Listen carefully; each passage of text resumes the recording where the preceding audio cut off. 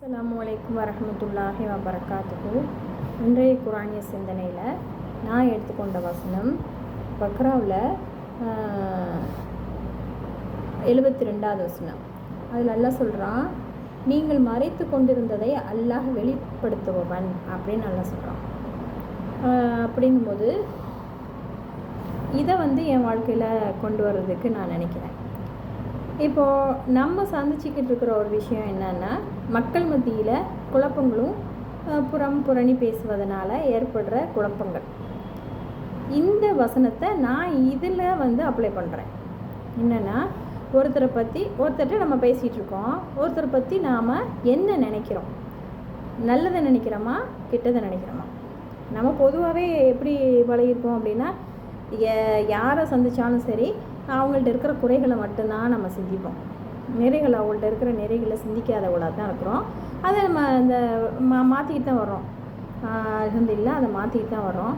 அதில் நான் ஒரு விஷயம், இந்த வசனத்தை வச்சு நான் ஒரு விஷயம் சிந்திக்கிறேன். இப்போ ஒருத்தரை பற்றி நான் தவறாக சிந்திக்கும்போது நான் அடுத்த இடத்துல இந்த மாதிரி குறைகள் இருக்குது அவங்கள்ட்ட அப்படிங்கிற ஒரு விஷயத்த நான் போய் சொல்லும்போது அவங்க எப்படியாவது எந்த வகையிலையாவது அவங்களுக்கு அது தெரிஞ்சு போயிடுது.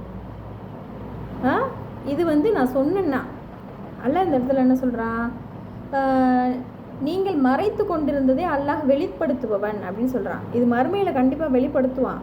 ஆனால் இந்த உலகத்திலேயே நான் பார்க்கக்கூடிய ஆளாக இருக்கிறேன். இப்போது ஒருத்தரை பற்றி நான் சிந்திக்கிறது, அவங்கள பற்றின குறைகளை நான் சிந்திச்சுக்கிட்டு அவங்க மேலே நான் கோவப்பட்டேன் அப்படின்னா, இதை நான் யார்கிட்டையும் சொல்லலை அப்படின்னாலுமே ஒரு கட்டத்தில் என்ன ஆகுதுன்னா, அவங்கள நாம் திரும்ப சந்திக்கும்போது நல்ல சிரிப்பு வரல, நல்ல பேச்சுகள் வரல, அவங்கள பற்றின ஒரு குறையான ஒரு கண்ணோட்டத்தோடு நான் அவங்கள்ட்ட ஒரு நட்பு பாராட்டும் விதமாக நான் அவங்கள்ட்ட நடந்துக்கிறல. அப்போ இந்த இடத்துல என்னுடைய மனசில் இருக்கிற குறை அப்படியே வெளிப்பாடாக தெரியுது. மற்றவங்கள்லாம் எப்படின்னு தெரியலை, ஆனால் என்னுடைய விஷயத்தில் நான் இப்படி உணர்றேன். அப்போ நான் ஒருத்தரை எப்பயுமே நேசிக்கணும், அவங்களுடைய குறைகளை மறைக்கணும், மன்னிக்கணும், அவங்கள பற்றின நல்ல விஷயங்களை நான் கொண்டு வரணும். இல்லைன்னா நான் மனசில் என்ன நினச்சிருக்கேனோ அது அப்படியே வெளியில் வந்துடும். அப்போ நான் இப்போ என்ன செய்யணும் அப்படின்னா, அந்த குறைகளையெல்லாம் போடுறது யார்? ஷைத்தான்.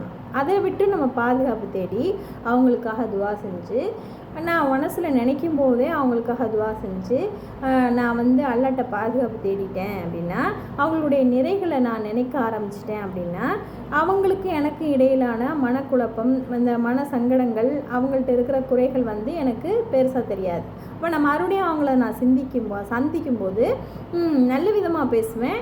அவங்களுக்காக துவா செஞ்சவளாக தானே அவங்கள நான் சந்திக்கிறேன். அப்படிங்கும்போது நல்ல விஷயங்களை நான் அவங்கள்ட்ட பேசுவேன், நல்ல உறவை நான் பாராட்டுவேன். அப்போ இந்த ஒரு விஷயத்தை நான் ஆழ்ந்து சிந்திக்கிறேன். நீங்கள் மறைத்து கொண்டிருந்ததை அல்லாஹ் வெளிப்படுத்துபவன் அப்படின்னு.